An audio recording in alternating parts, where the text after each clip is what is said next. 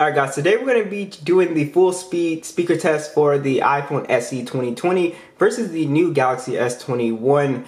So we got the Snapdragon 888, 8 gigs of RAM, and the Apple A13 chip, 3 gigs of RAM. Let's see how this mid-ranger stacks up, but a lot of people don't know A13 is extremely powerful, and we're going to see that demonstrated today.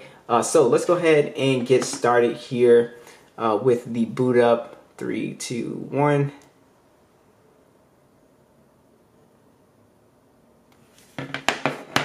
See which one boots up the fastest, and you can pick up the SE 2020 for as cheap as now $300 if you want a refurbished or used one, and brand new it'll cost you $400. So SE 2020 first, Galaxy S21 right behind it. Now let's talk about getting into each device here. On the S21, you do have more ways of getting into your device. So you have, the face unlock, and you also have the in-display fingerprint sensor. On the SE 2020, you just have Touch ID. So let's see which one is faster. See, 3, 2, 1. So they feel about the same. Samsung has definitely improved their touch software here, so I'm not feeling a huge difference here, honestly, which is very impressive for a in-display one, because we know physical ones have always been faster than an in-display one. And honestly, I don't know if it's the animation, but the S21 feels a little bit snappier. But it really could just be Apple's animation. They're sort of like fly-in animation. But yeah, so let's go ahead and get started here, launch some application. Alright guys, let's go ahead and launch some applications, see if we can see a huge difference here. Make sure all applications are cleared out. Go ahead and try Subway Surfer. 3, 2, 1.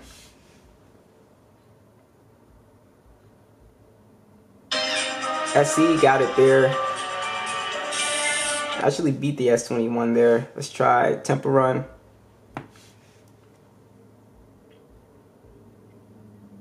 S21 got in there really fast.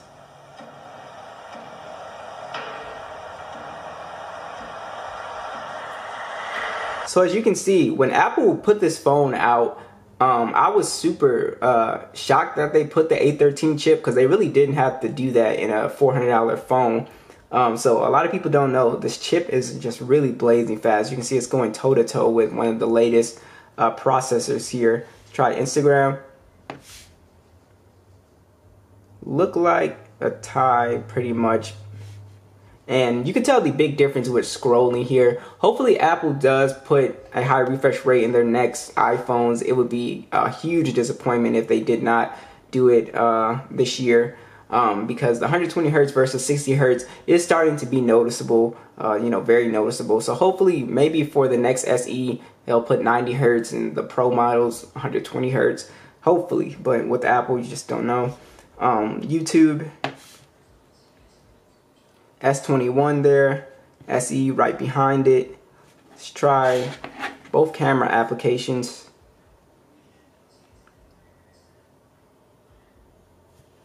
It was almost close. Let's go ahead and try a heavy game like PUBG here. Well, let's try Google Earth.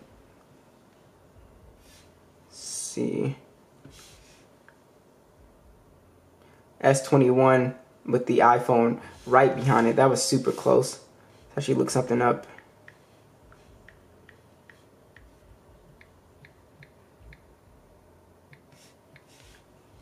See, go.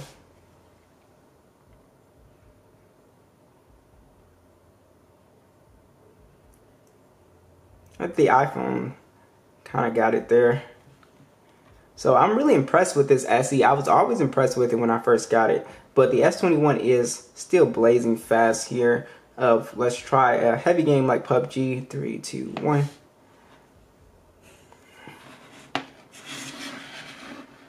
And gaming performance should pretty much be the same. So if you do want to game on the SE, it is still very capable at gaming.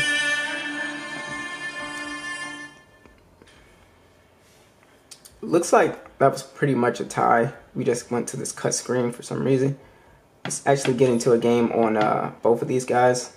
And let's check out the graphics quality. I believe you can play at the same graphic settings. I'm not sure, I don't remember, so let's check that out. And what I like about the SE is it's one of the rare compact phones as well, so they just don't make small phones anymore. Yeah, HDR download or switch, so we can go to HDR Ultra HD on the SE, and we're on Ultra HD. I have to download it on the SE in the lobby, but graphics and everything is gonna look great. I do like to game sometimes on a smaller display, but again, it comes down to personal preference. But the only difference you'll notice in gaming performance with these two phones is that the high refresh rate. So if your game is compatible with 144 hertz, I mean not 144, 120 hertz, then you'll notice that difference in smoothness. Let's go ahead and try a web page. Let's open up Siri and Google. Open ESPN.com. Here's what I found. Yeah, see, the thing about the Siri is why I never use it, because it doesn't do, it's not as good as Google, the Google search to me. Let's try something else.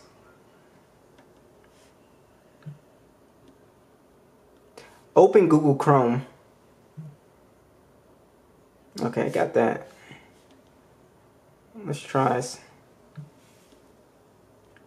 Open Geekbench 5. Oh, it actually got it there. I actually beat it there. Let's go ahead and check out the Geekbench scores. See what kind of score we get.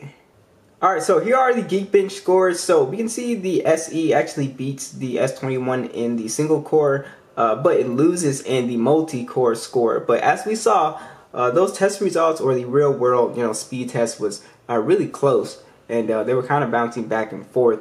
But let's go ahead and check out the speaker quality of both of these guys. They actually do both have stereo speakers, so let's check that out.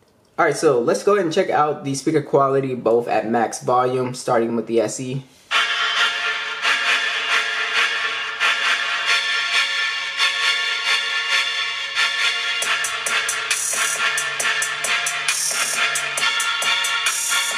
Now, one thing you'll like about the SE speakers is that it actually is pretty loud. It does have good bass quality as well, and it's not really distorting or cracking or anything like that. So even though it's a smaller phone, it still packs a punch with these speakers. But let's check out the S21.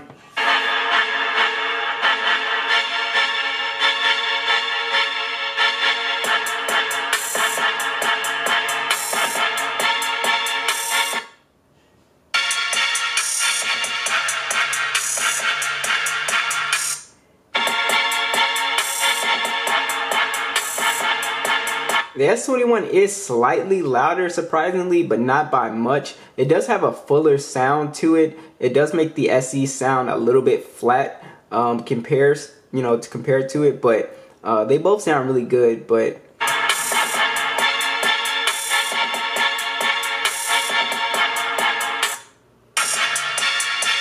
I feel like I can actually hear the bass of the 808s a little bit more clearer than I can on the SE, surprisingly, even though the S21 is louder here. So what do you guys think? I'm still leaning towards the S21 in terms of quality, but I'm really impressed with the SE's speakers here. Alright guys, so that wraps up today's speed test. Be sure to let me know what you guys think, and I'll catch you guys in the next one.